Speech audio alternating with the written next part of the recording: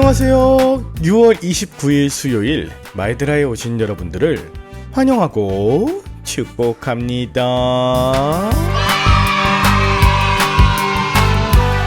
오늘은 연평해전 20주기가 되는 해입니다.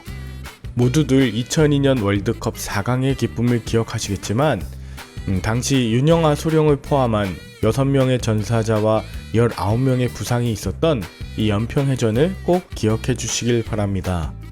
눈앞에 보이는 영광 뒤에는 보이지 않는 고난이 있고 반대로 고난을 통해 영광의 순간이 있음을 꼭 기억하시면 좋겠어요.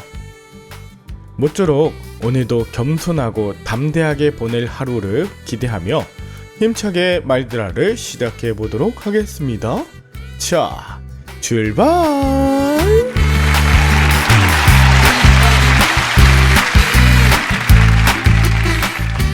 오늘은 민수기 29장입니다. 이스라엘의 가장 중요한 달을 꼽아보자면 바로 7번째 달인데요. 이 7번째 달에 이스라엘이 하나님의 구원 역사를 기념하며 드리는 3대 절기인 나팔절, 대속죄일, 그리고 초막절이 있습니다. 오늘 본문은 바로 이 3대 절기에 대해서 이야기하는데요. 이스라엘은 이 7번째 달을 한 해의 시작으로 여겼습니다.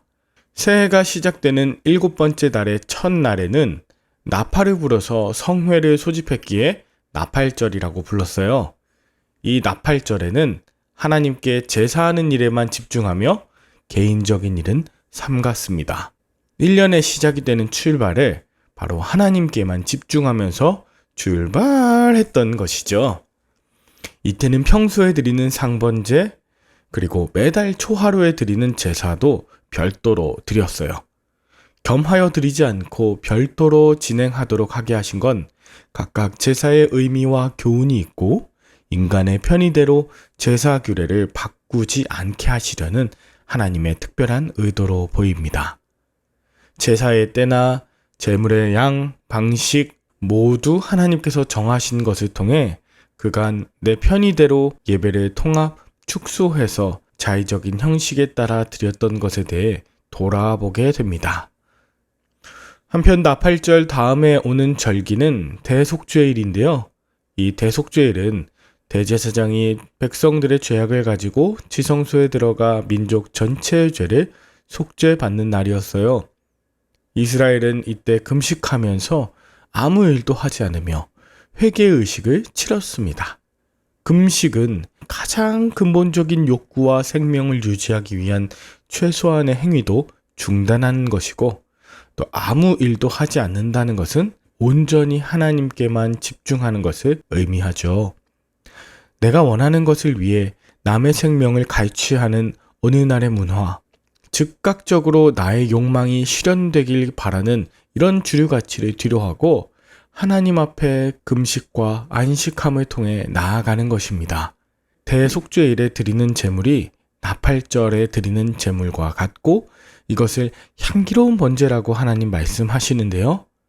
이것을 통해 우리가 하나님 앞에 회개함으로 새로운 출발을 하길 늘 기대하고 계시는 그 마음을 알 수 있습니다. 마지막으로 초막절에 관한 것이 12절부터 29장 끝까지 이어지는데요. 이렇게 분량이 많은 이유는 매일 드리는 제물의 숫자가 조금씩 달랐기 때문에 그 표기를 위해서 분량이 많아졌습니다. 이스라엘 백성들은 하나님이 정해주신 대로 제물을 드리며 초막절의 첫째 날과 여덟째 날에는 아무 일도 하지 않고 성회에 모였어요. 7째 달 15일부터 7일 동안 지켜진 이 초막절은 출애굽 과정에서 베푸신 은혜와 40년간 광야에서 이스라엘을 보호하시고 인도하신 것을 기념하는 데 의미가 있습니다. 한편 이 초막절을 수장절이라고 부르기도 하는데요. 그 이유는 추수한 곡식들을 곡간에 저장하고 나서 감사하는 절기였기에 수장절이라고 부릅니다. 그런 의미에서 이 초막절은 곡식들을 추수함에 따른 기쁨의 절기이기도 했지만 그보다 구원의 감격으로 가득한 절기였습니다. 이 초막절에 드린 소가 무려 70마리로 완전한 소멸을 의미하는 번제를 드렸습니다.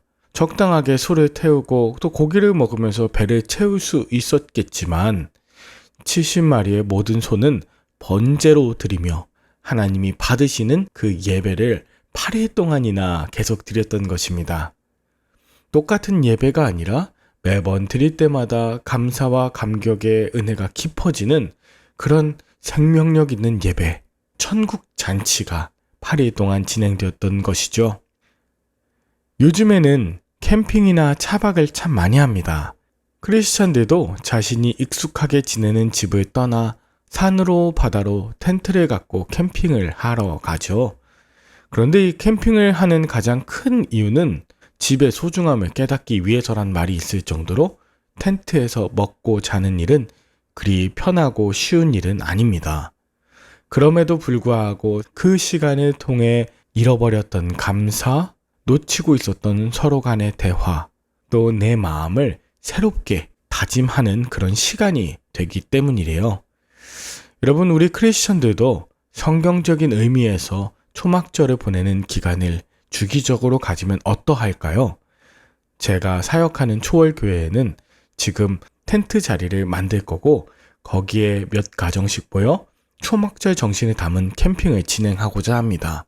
이동식 텐트를 통해 모닥불과 바베큐를 통해 또 찬양하고 예배하는 그 시간을 통해 하나님께서 지금 내 삶에 베푸신 은혜와 예배의 감격, 하나님께 초점 맞춰진 그런 신앙의 회복을 하실 수 있게 되길 간절히 바랍니다. 여러분은 오늘 무엇을 느끼셨나요? 여러분은 어떠한 마음과 태도로 하나님께 예배하며 나아가고 계시나요? 지금 우리의 예배에서 가장 시급하게 회복되어야 할 것은 바로 이 구원의 감격이 아닌가 싶습니다.